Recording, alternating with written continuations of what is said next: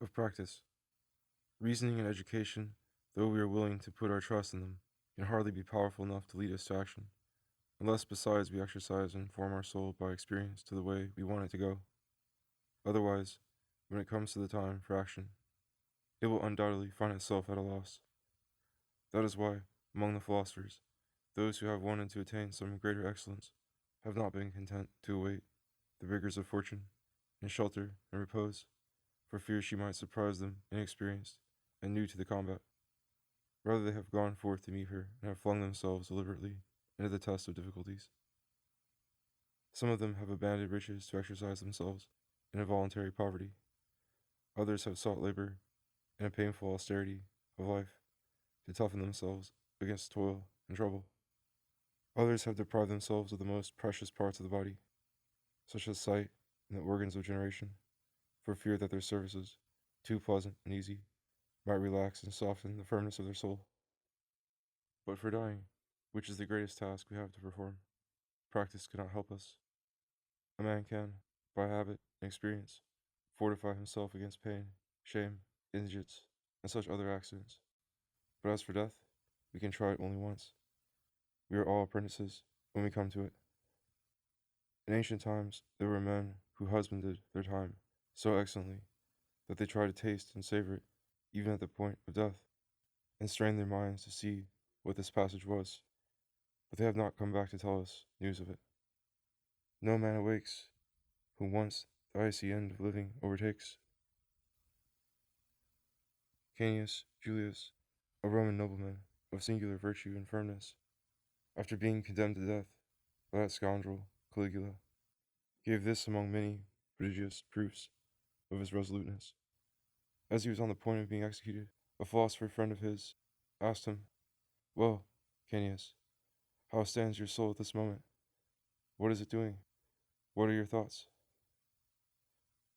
"I was thinking," he replied, "about holding myself ready and with all my powers intent to see whether, in that instant of death, so short and brief, I shall be able to perceive any dislodgment of the soul, and whether it will have any feeling of its departure, so that, if I learn anything about it, I may return later, if I can, to give the information to my friends."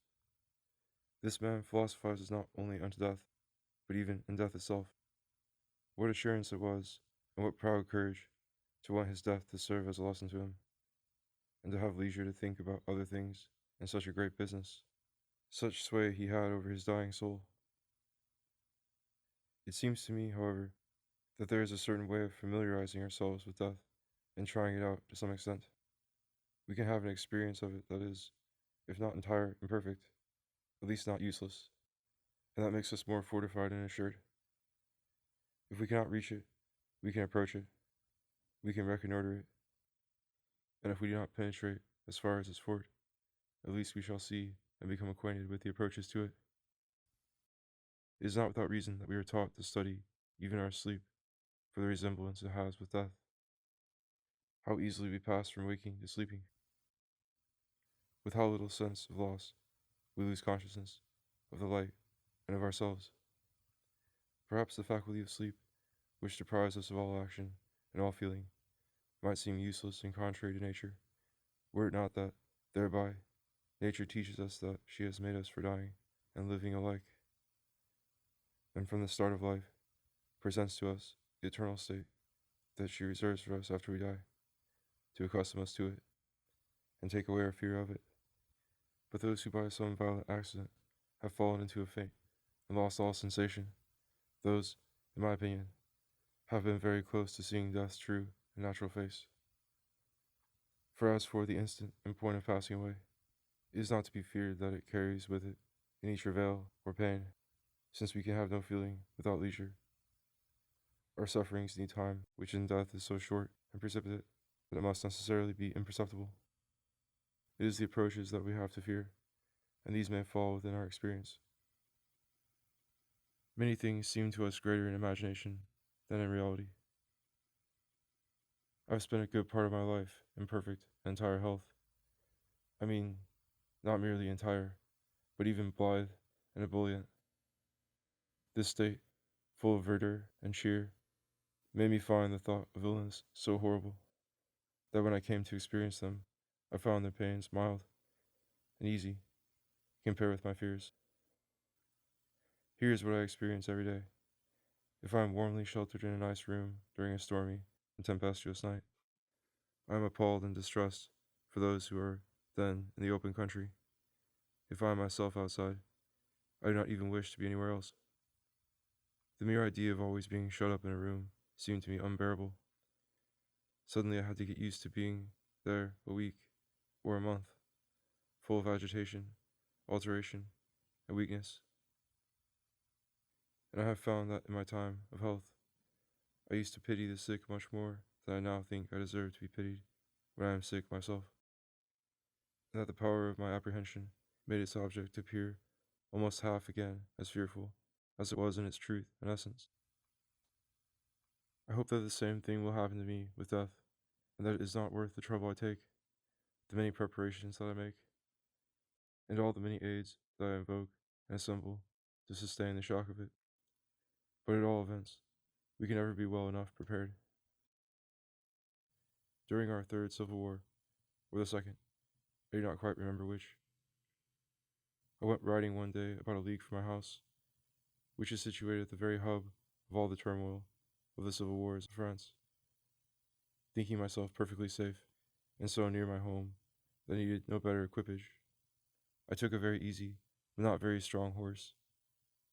On my return, when a sudden occasion came up for me to use this horse for a service to which it was not accustomed, one of my men, big and strong, riding a powerful workhorse, who had a desperately hard mouth, and was moreover fresh and vigorous.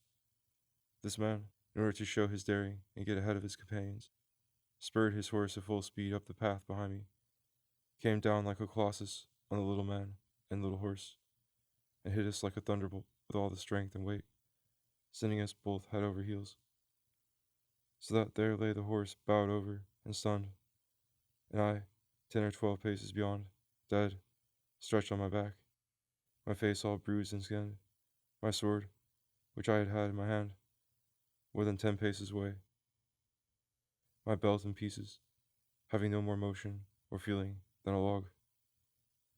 It is the only swoon that I have experienced to this day. Those who were with me, after having tried all the means they could to bring me round, thinking me dead, took me in their arms and were carrying me with great difficulty to my house, which was about half a French league from there. On the way, after I had been taken for dead for more than 2 full hours, I began to move and breathe, for so great an abundance of blood had fallen into my stomach that nature had to revive its forces to discharge it. They set me up on my feet, where I threw up a whole bucketful of clots of pure blood, and several times on the way I had to do the same thing.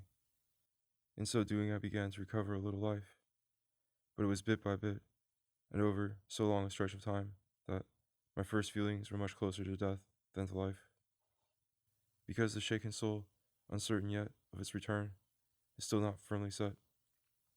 This recollection, which is strongly implanted on my soul, showing me the face and idea of death so true to nature, reconciles me to it somewhat.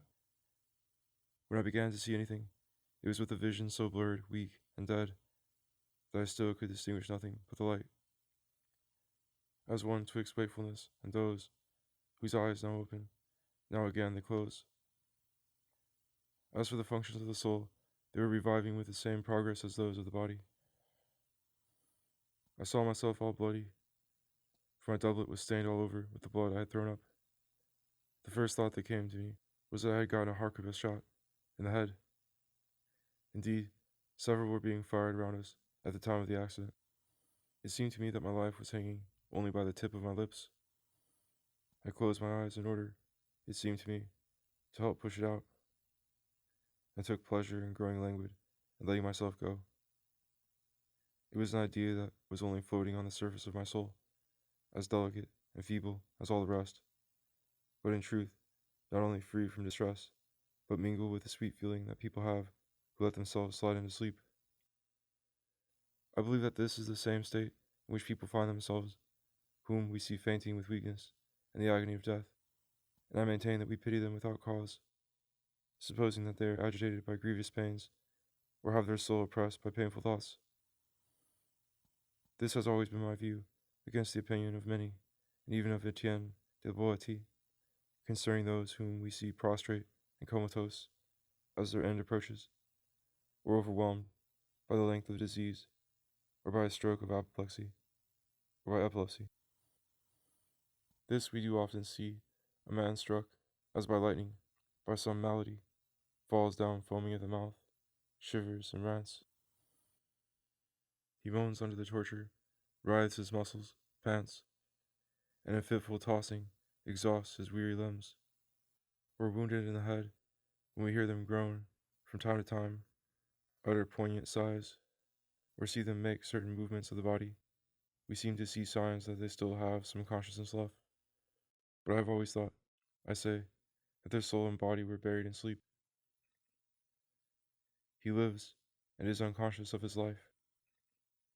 And I could not believe that with so great a paralysis of the limbs, and so great a failing of the senses, the soul could maintain any force within by which to be conscious of itself. And so I believe that they had no reflections to torment them, nothing able to make them judge and feel the misery of their condition, and that consequently they were not much to be pitied. I can imagine no state so horrible and unbearable for me as to have my soul alive and afflicted, without means to express itself. I should say the same of those who are sent to execution with their tongue cut out, were it not that in this sort of death the most silent seems to be the most becoming, if it goes with a firm, grave countenance, and the same of those miserable prisoners who fall into the hands of the villainous murdering soldiers of these days, who torture them with every kind of cruel treatment, to force them to pay some expensive and impossible ransom, keeping them meanwhile in a condition and in a place where they have no means whatever of expressing or signifying their thoughts and their misery. The poets have portrayed some gods as favorable to the deliverance of those who thus drag out a lingering death. I bear to Pluto, by decree, this lock of hair, and from your body set you free.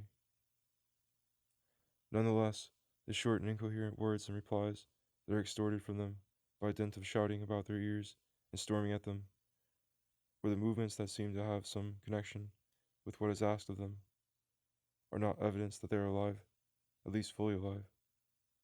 So it happens to us in the early stages of sleep, before it has seized us completely, to sense as in a dream what is happening around us, and to follow voices with a blurred and uncertain hearing, which seems to touch only the edges of the soul, and following the last words spoken to us, we make answers that are more random than sensible. Now I have no doubt, now that I have tried this out by experience, that I judged this matter rightly all along. From the first, while wholly unconscious, I was laboring to rip open my doublet with my nails, for I was not in armor. Yet I know that I felt nothing in my imagination that hurt me, for there are many movements of ours that do not come from our will, and half-dead fingers writhe and seize the sword again. Thus those who are falling throw out their arms in front of them, by a natural impulse which makes our limbs lend each other their services, and have stirrings apart from our reason. They say that chariots bearing scythes will cut so fast that severed limbs are writhing on the ground below, before the victim's soul and strength can ever know or even feel the pain, so swift has been the hurt. My stomach was oppressed with the clotted blood, my hands flew to it of their own accord, as they often do when we itch, against the intention of our will. There are many animals, even men, whose muscles we can see contract and move after they are dead. Every man knows by experience that there are parts that often move, stand up, and lie down, without his leave. Now these passions, which touch only the rind of us, cannot be called ours. To make them ours, the whole man must be involved, and the pains which the foot or the hand feel while we are asleep are not ours. As I approached my house, where the alarm of my fall had already come, and the members of my family had met me with the outcries customary in such cases, not only did I make some sort of answer to what was asked me, but also, they say, I thought of ordering them to give a horse to my wife, whom I saw stumbling and having trouble on the road, which is steep and rugged. It would seem that this consideration must have proceeded from a wide-awake soul, yet the fact is that I was not there at all. These were idle thoughts, in the clouds, set in motion by sensations of the eyes and ears. They did not come from within me. I did not know, for all that, where I was coming from, or where I was going, nor could I weigh and consider what I was asked. These are slight effects which the senses produce of themselves, as if by habit. What the soul contributed was in a dream, touched very lightly, merely licked and sprinkled, as it were, by the soft impression of the senses. Meanwhile, my condition was, in truth, very pleasant and peaceful. I felt no affliction either for others or for myself. It was a languor and an extreme weakness, without any pain. I saw my house without recognizing it. When they had put me to bed, I felt infinite sweetness in this repose, for I had been villainously yanked about by those poor fellows who had taken the pains to carry me in their arms over a long and very bad road, and had tired themselves out 2 or 3 times in relays. They offered me many remedies, of which I accepted none, holding it for certain that I was mortally wounded in the head. It would, in truth, have been a very happy death, for the weakness of my understanding kept me from having any judgment of it, and that of my body from having any feeling of it. I was letting myself slip away so gently, so gradually and easily, that I hardly ever did anything with less of a feeling of effort. When I came back to life and regained my powers, when my senses at last regained their strength, which was 2 or 3 hours later, I felt myself all of a sudden caught up again in the pains, my limbs being all battered and bruised by my fall. I felt so bad 2 or 3 nights after that I thought I was going to die all over again, but by a more painful death, and I still feel the effect of the shock of that collision. I do not want to forget this, that the last thing I was able to recover was the memory of this accident. I had people repeat to me several times where I was going, where I was coming from, at what time it had happened to me, before I could take it in. As for the manner of my fall, they concealed it from me and made up other versions for the sake of the man who had been the cause of it. But a long time after, and the next day, when my memory came to open up and picture to me the state I had been in at the instant I had perceived that horse bearing down on me, for I had seen him at my heels and thought I was a dead man. But that thought had been so sudden that I had no time to be afraid. It seemed to me that a flash of lightning was striking my soul with a violent shock, and that I was coming back from the other world. This account of so trivial an event would be rather pointless, were it not for the instruction that I have derived from it for myself. For in truth, in order to get used to the idea of death, I find there is nothing like coming close to it. Now, as Pliny says, each man has a good education to himself, provided he has the capacity to spy on himself from up close. What I write here is not my teaching, but my study. It is not a lesson for others, but for me. And yet it should not be held against me if I publish what I write. What is useful to me may also, by accident, be useful to another. Moreover, I am not spoiling anything. I am using only what is mine. And if I play the fool, it is at my expense, and without harm to anyone, for it is a folly that will die with me, and will have no consequences. We have heard of only 2 or 3 ancients who opened up this road, and even by them we cannot say whether their manner in the least resembled mine, since we know only their names. No one since has followed their lead. It is a thorny undertaking, and more so than it seems, to follow a movement so wandering as that of our mind, to penetrate the opaque depths of its innermost folds, to pick out and immobilize the innumerable flutterings that agitate it. And it is a new and extraordinary amusement which withdraws us from the ordinary occupations of the world, yes, even from those most recommended. It is many years now that I have had only myself as object of my thoughts, that I have been examining and studying only myself. And if I study anything else, it is in order promptly to apply it to myself, or rather within myself. And it does not seem to me that I am making a mistake if, as is done in the other sciences, which are incomparably less useful, I impart what I have learned in this one, though I am hardly satisfied with the progress I have made in it. There is no description equal in difficulty, or certainly in usefulness, to the description of oneself. Even so one must spruce up, even so one must present oneself in an orderly arrangement, if one would go out in public. Now, I am constantly adorning myself, for I am constantly describing myself. Custom has made speaking of oneself a vice, and obstinately forbids it, out of hatred for the boasting that seems always to accompany it.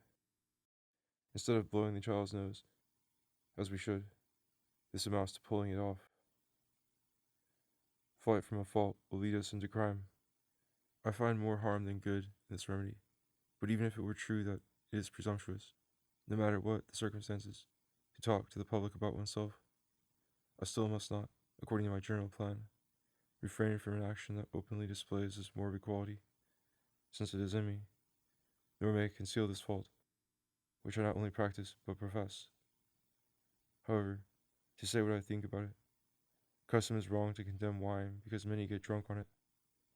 We can misuse only things which are good, and I believe that the rule against speaking of oneself applies only to the vulgar form of this failing. Such rules are bridles for calves, with which neither the saints, whom we hear speaking so boldly about themselves, nor the philosophers, nor the theologians curb themselves. Nor do I, though I am none of these. If they do not write about themselves expressly, at least when the occasion leads them to it, they do not hesitate to put themselves prominently on display. What does Socrates treat of more fully than himself? To what does he lead his disciples' conversation more often than to talk about themselves? Not about the lesson of their book, but about the essence and movement of their soul.